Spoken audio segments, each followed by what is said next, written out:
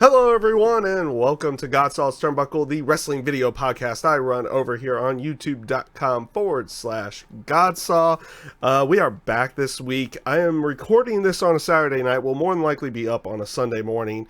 It was a very interesting week, and honestly, we're going to go with a different format than I traditionally do.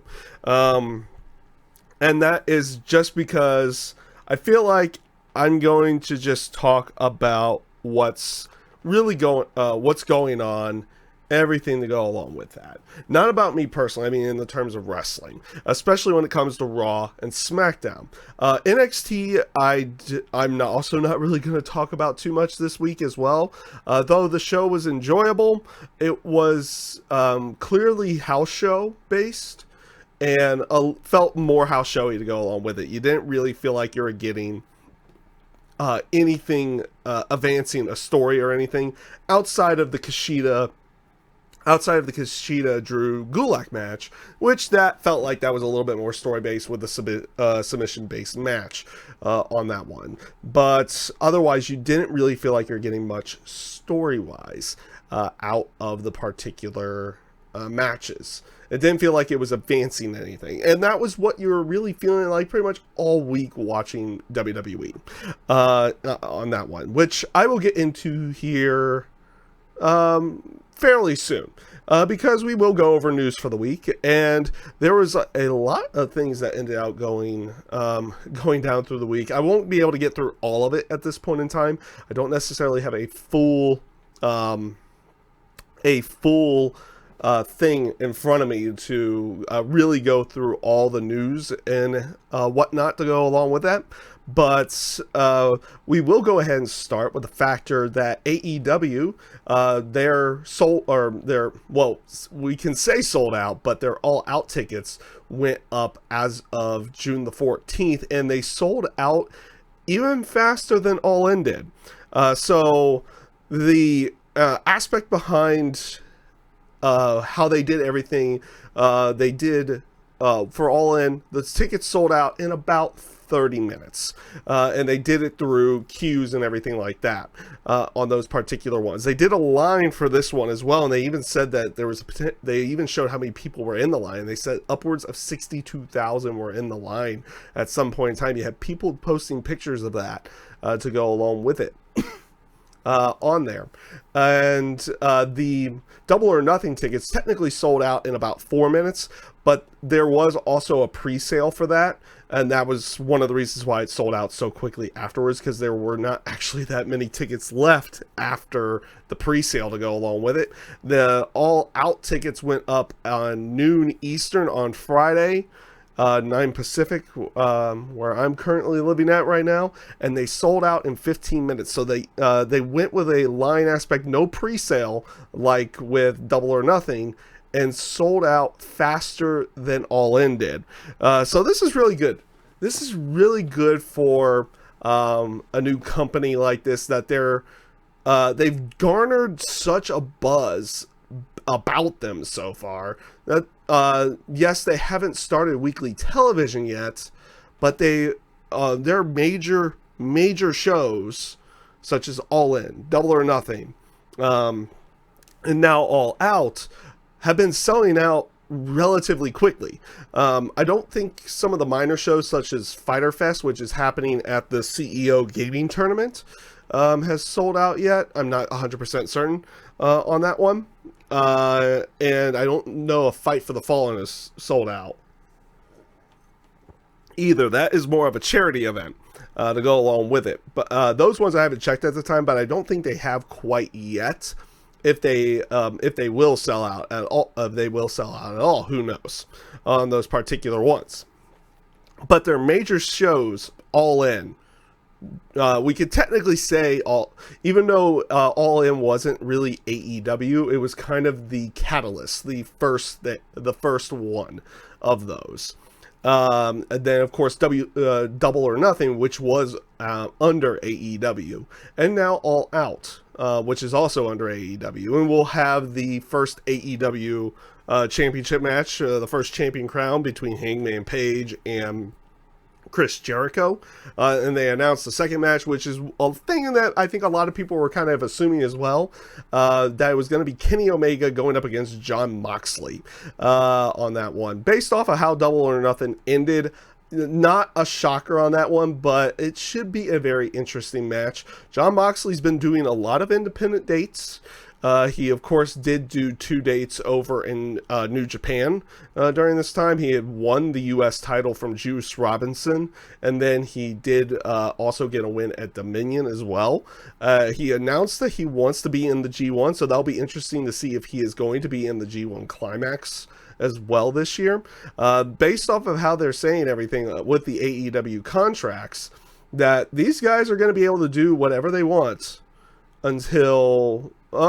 basically until the until weekly TV starts, and based off of how they're saying everything's going there as well, that they are going to be able to still take dates as long as it doesn't conflict with the television or dates for AEW to go along with it. So that's kind of how it feels like it ends out going, which is definitely for a big a company that's trying to be big.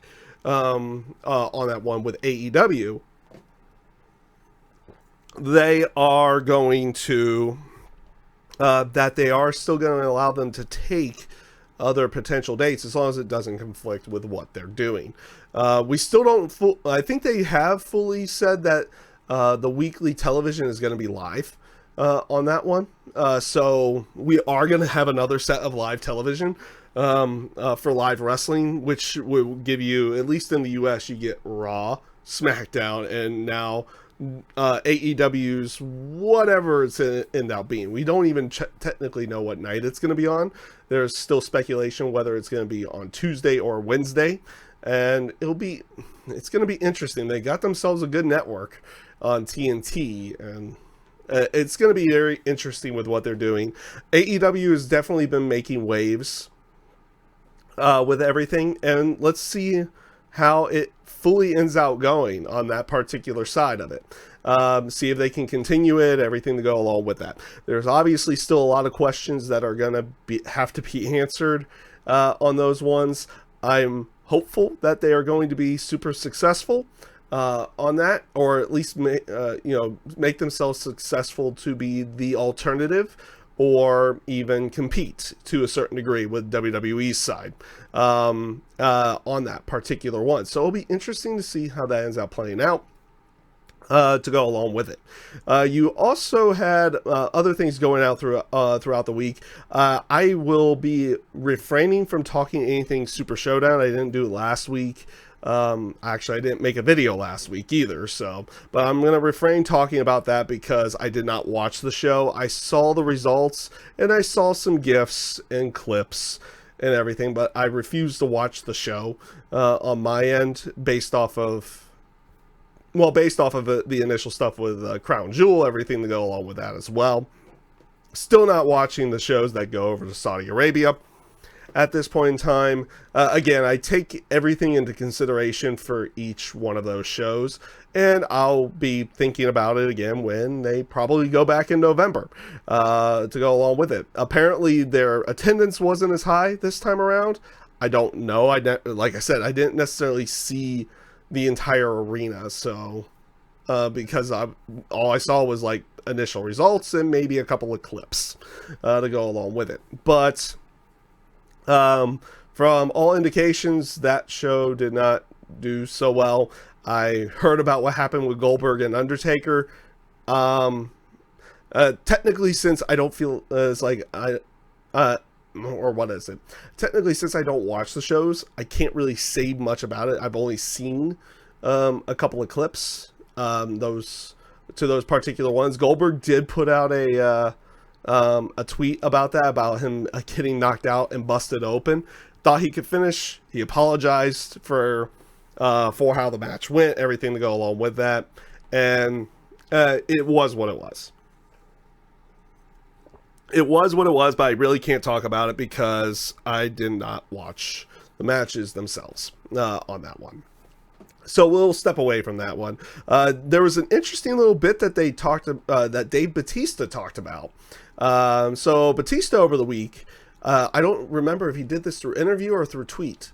I think it was through an interview, talking about WWE's creative process, saying that back in 2014 it wasn't in a good place.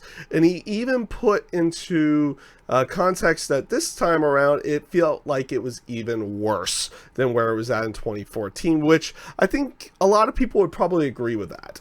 On that one, and that is because WWE is trying to change things, but they're doing it in such a way that makes it very convoluted and not working out really, which I'll be talking about here very soon on that one. And I think it's an interesting bit that Batista's in a spot where he can kind of just say and do as he pleases, because of where he is in the terms of his movie career, the factor that he is retired from wrestling.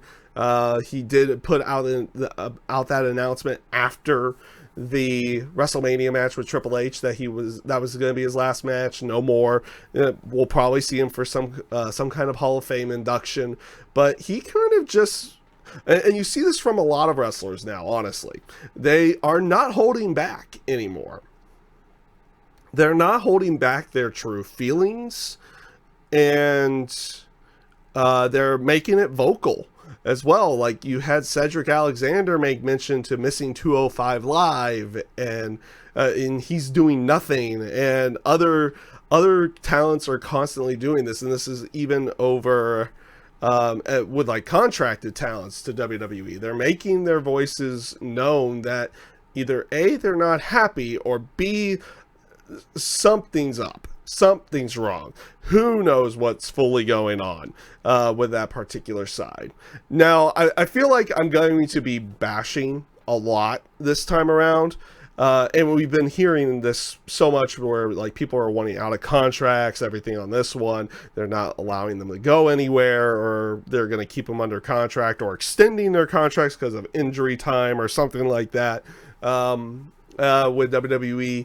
I feel like we have to at least give some kind of positive, and I know this is not a huge thing, but it has been rumored, and I don't think it's been fully confirmed yet, but it has been rumored that Mike Bennett and Maria Kanellis Bennett have re-signed multi-year contracts. So from what I heard, it was a 5-year contract that they may have signed with WWE, which, you know what, you've been hearing about people wanting out of their contracts, everything like that. There was even rumor that Mike and Maria wanted out of their contract last year, but here they are signing a new multi-year contract.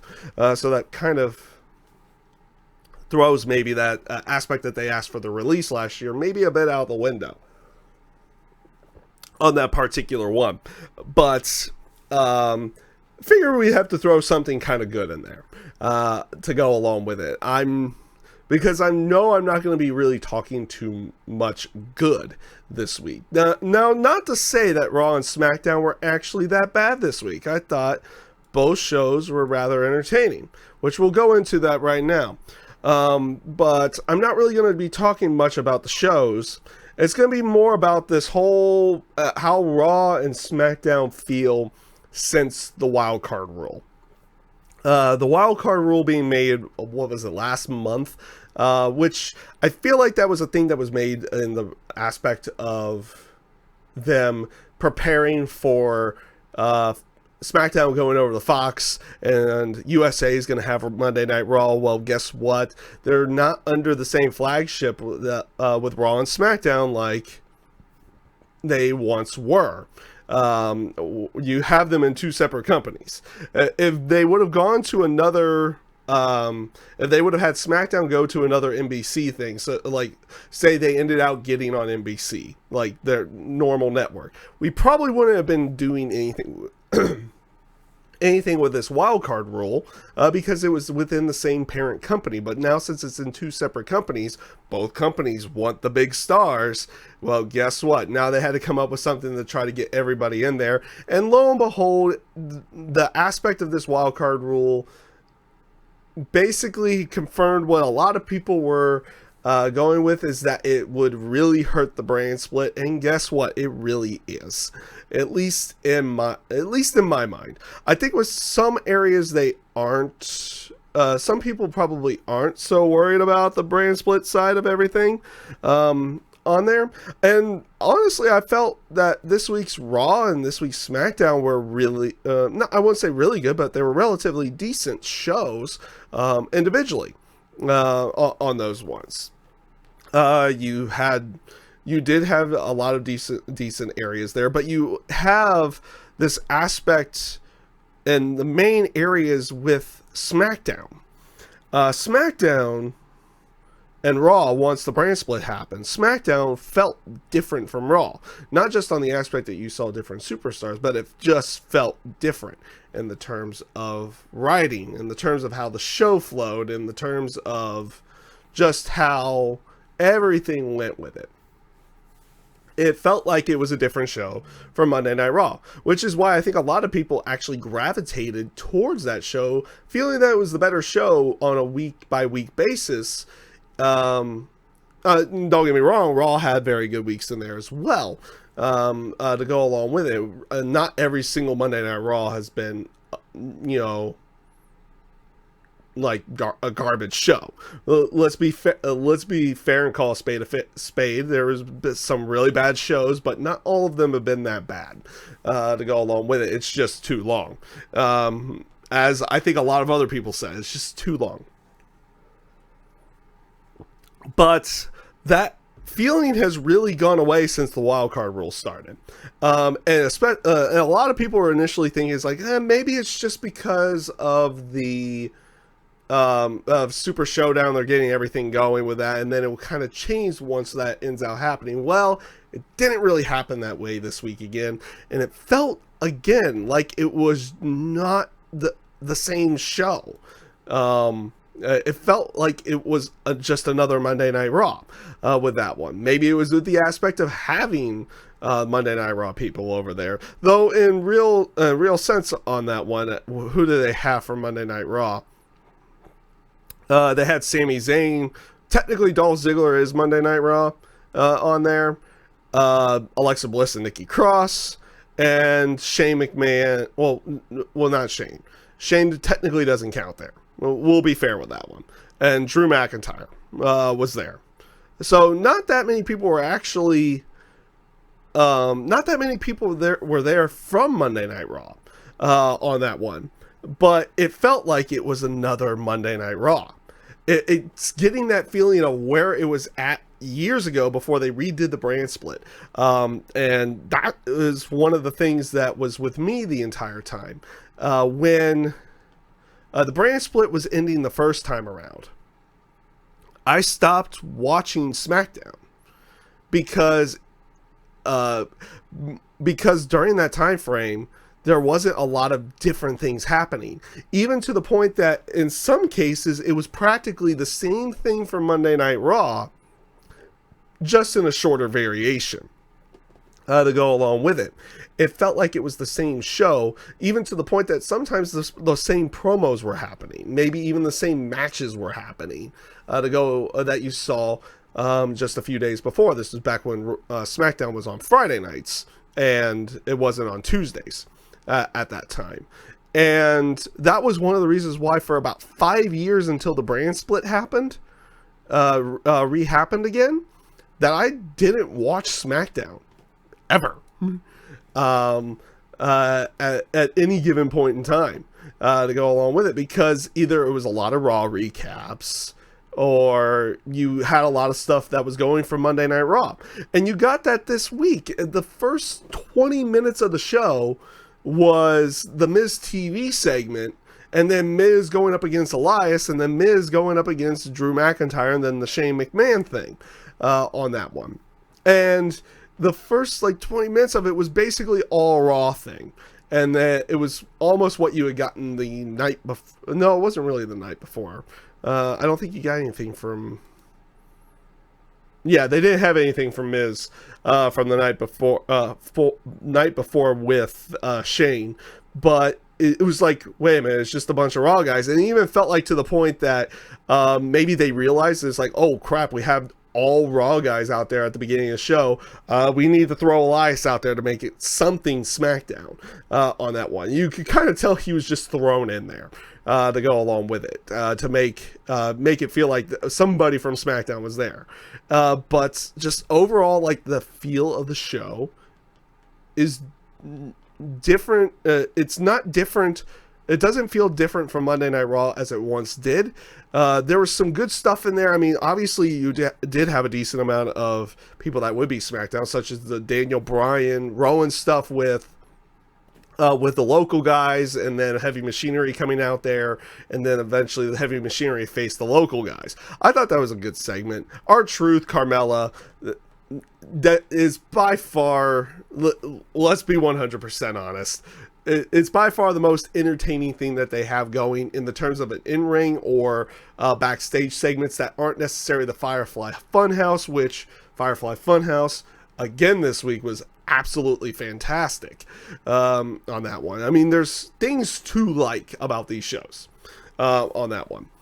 And the aspect of that one, like R-Truth and everything, is absolutely fantastic. If you take a look at the YouTube analytics in the terms of views, the bit that they did on that airplane, which was absolutely hilarious with Jinder Mahal and all the other guys with R-Truth, was absolutely great, even to the point of like R-Truth talking to the title. The stuff that they're doing outside of the WWE, and even to the aspect of what they did with the elevator skit this week, it is unique, it feels creative, and it feels like it's a bit more organic, and it is refreshing to see inside of the company on that one, that you're getting something that feels more organic, that doesn't necessarily feel like it's overly scripted, and they just kind of run with it. And it's one of those things that you kind of feel like you would like to see them do that a little bit more with some of these other programs, that it doesn't feel like it's overly scripted or anything to go along with that. It was like, oh, these guys are just reading lines. Even if it's good stuff, you can tell they're just reading lines. The stuff that you get with that 24/7 title, yes, albeit that title looks ugly. It looks like that they had like maybe a couple of weeks to come up with a design, if that, on that. Well, actually, they had... this is probably what I feel like they had. It's like, okay, we have an hour to come up with a design, and then we have a couple of weeks to get it made and brought to TV. That's how I feel like that was initially done. And look at what R-Truth has done with that. He is absolutely ran with it and made it one of the most entertaining things on the show on a weekly basis. And that's absolutely fantastic. It's great. It's fun to watch. It actually is, to use a Michael Cole thing where it's like, oh, it's so fun to watch. Well, it is fun to watch. It's entertaining. It feels organic. It feels like it's spontaneous. It gives a different feel and a different vibe to the shows, the stuff that they've been doing on there. And based off of this whole thing with the wild card rule that I've been making mention to, the whole aspect of the 24/7 title, I get it. It needs to be on both Raw and SmackDown because it's supposed to be for all the rosters. Now, it would be even crazier if they somehow fit in NXT and 205 Live, which they have been doing some stuff with 205 Live with the whole Drake Maverick thing in there to go along with that. And I get that. It's like, okay, so that doesn't technically count towards the wild card rule. Also, technically the Iconics shouldn't either, because the women's tag team titles are supposed to be cross-brand, even though they don't defend them.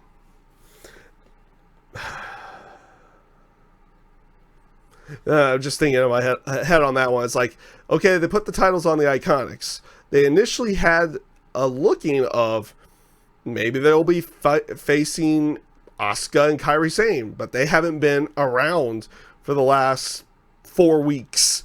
Then there was this bit with Nikki Cross and Becky Lynch or Nikki Cross and Alexa, and it's like, oh, now Alexa's facing Bayley for the SmackDown Women's title. Yes, Raw person facing a SmackDown person for a SmackDown title.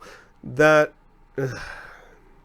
it feels like they should come up with a few more rules with their booking on that one to try to counteract this whole aspect of the wild card rule. It's like, okay, Raw people can come over there, but they technically can't. They technically can't challenge for a SmackDown title, which we've already had multiple times. We already had the Usos challenging for the SmackDown tag titles, even though they were drafted over to Raw. And now you have Alexa Bliss going up against Bayley, and you've had the WWE title defended on Raw since the wild card rules started on that one. Now, granted, it was against another SmackDown person, but you had the WWE title, which was Kofi Kingston and Daniel Bryan in a rematch, happen on Raw when they're two SmackDown guys. Now, granted, it was the main event of the show. It wasn't like the whole aspect of, oh, World Heavyweight title in the opening match of Raw, World Heavyweight title match in the opening match of Raw. It's like, no. Even though the World Heavyweight title was on SmackDown at that time. Things like that. It was, it's like, I feel like they need to come up with a couple of different rules for the wild card thing to kind of counteract the aspect that, yes, some SmackDown guys are going to be on Raw. Some Raw guys are going to be on SmackDown. I almost screwed it up like Vince did on the first night, where it was like, SmackDown guys can come over to Raw, and SmackDown guys can go over to SmackDown. almost screwed that one up right there, but I kind of fixed it. But of course, I had to make the joke to go along with it as well on that one. But it feels like they do need to come up with a couple of other rules to it. Obviously, they have their quote-unquote exceptions to the rule, such as whomever's with Shane McMahon can kind of be wherever he wants them to be. Even to, or if you're supposed to be with somebody else, such as Carmella being with R-Truth. R-Truth's with the 24/7 title supposed to be on both shows. Technically, Carmella is partnered up with R-Truth, so she can show up on both shows. To go along with it. They have their quote-unquote exceptions to the rule to get around that, to allow more people to show up on the shows. On that one, but it feels like they need to come up with something else, whether it is a rule that says, hey, yeah, you can be on, you're a Raw person, but you can be on SmackDown, but you can't challenge for a title. Something that gives it a continuity that still makes it feel like, yes, this Raw person is on SmackDown, but they're still separate. It's still make it still feel like there's an actual brand split, where you don't necessarily have that anymore. Kind of getting back on point. That it's getting to that point again, since it's been implemented, that it feels like both of these shows are the same.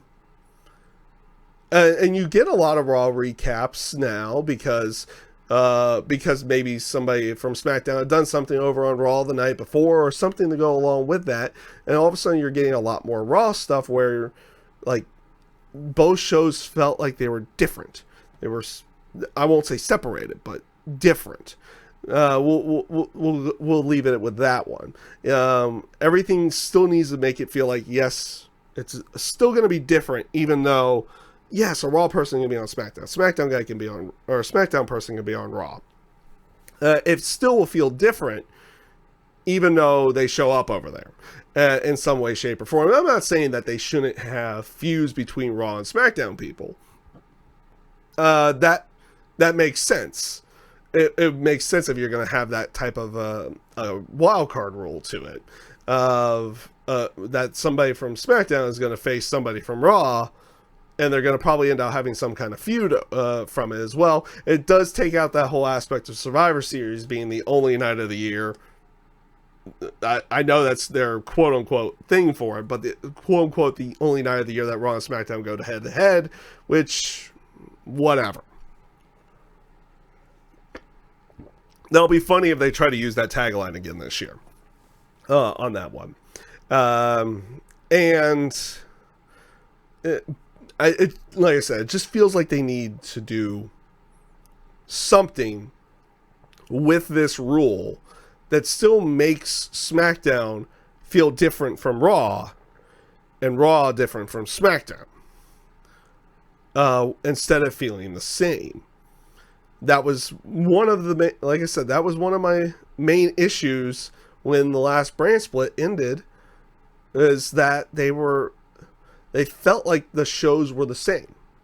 Like, even to the promos, it didn't feel like, okay, because if we go about how Raw and SmackDown were originally going when SmackDown was made, yes, a lot of the same superstars would show up on SmackDown that would show up on Raw from back in the Attitude Era and the early days before a brand split. But the shows still felt different, or it felt like it was advancing the storyline. It feels like when the last brand split ended, SmackDown was just more treading water, or they were spinning their wheels, just spinning their wheels creatively, and it was kind of the same thing from Monday night, and then that's where it feels like it's going right now as well, and it feels like that they're just spinning their wheels. They're not advancing storylines. Even, again, it feels like in certain cases that promos may have different wording, but saying the exact same thing as they did the night before to go along with it. And I'm gonna wait and see where SmackDown goes with this particular one. But maybe we go to that point again where if it feels the same, or if it is the same, maybe I stop talking about SmackDown again, or something on that one, or maybe I stop talking about Raw. Who knows? Maybe I'll only talk about SmackDown, but I won't talk about Raw this time. Who knows? We'll see how that one ends up playing out. But for the time being, like when we go to more normal episodes of the show, we'll still do reviews for Raw and SmackDown. And like I said, don't get me wrong, there was definitely some different stuff this week with SmackDown. It wasn't like everything was exactly the same from Raw, because it clearly wasn't. And they do have some SmackDown feuds in there to go along with that. So there's definitely some good stuff. I like the Aleister Black promos that they've been doing with him sitting in the backstage area. I love the whole aspect that he's yelling outside of a door for someone to please pick a fight with him. The door is wide open. Those things were actually quite good. I contribute more the Firefly Funhouse to Monday Night Raw, because that's usually where they air it first, and then they will air it on SmackDown again. Firefly Funhouse was absolutely fantastic. The 24/7 stuff has been great as well. The U.S. title scene on Monday Night Raw looks really good. They basically had a Miz TV segment where they kind of showed you the new U.S. title scene, where you have Samoa Joe as the U.S. champion, but the Miz is going after him, Braun Strowman is going after him, Ricochet's going after him, Bobby Lashley's going after him, Cesaro's going after him. Like, that's looking really good. You also have this whole thing with Baron Corbin going up against Seth Rollins. Apparently he gets to pick a referee now. Things like that.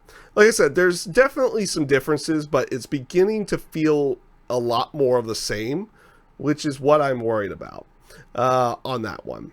And we'll see how it ends up going. I felt more on the side this week of kind of just talking about how I feel instead of just going over the shows on that one. We got like a few of the things in there, the point out in there. But even though not everything feels the exact same, it's getting to that point. And it's worrisome, because if SmackDown just ends up being Raw recaps and same stuff from Monday Night Raw as it was back in 2011, then what's the point of watching SmackDown? Or what would be the point of watching Raw if both of them end up kind of being the same? and they're just spinning their wheels on those particular ones. I don't know. That's just how I feel at this point in time. We'll see how everything ends up playing out. That is everything I've got for you on this week's episode of GodSaw's Turnbuckle. So that is going to be everything this week. We did keep this one a little bit shorter just to kind of go over everything. I felt like this was going to be more of kind of a rant than a review on that one. And I just felt like doing something like this, kind of getting that off your chest a little bit. And from time to time, I'll go on that side of it. We at least did, don't get me wrong, there's positives in the WWE, there's negatives as well. It's give and take. I know the negatives have been out there a lot more recently, but don't get it wrong.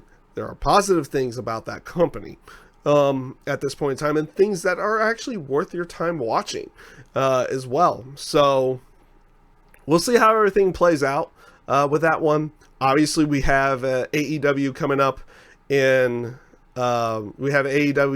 potentially in October for weekly television. So we'll probably start talking about that. I am still also doing my Impact Wrestling live reaction and co-streaming over at Twitch on that one. Links in the description for the Twitch page, by the way.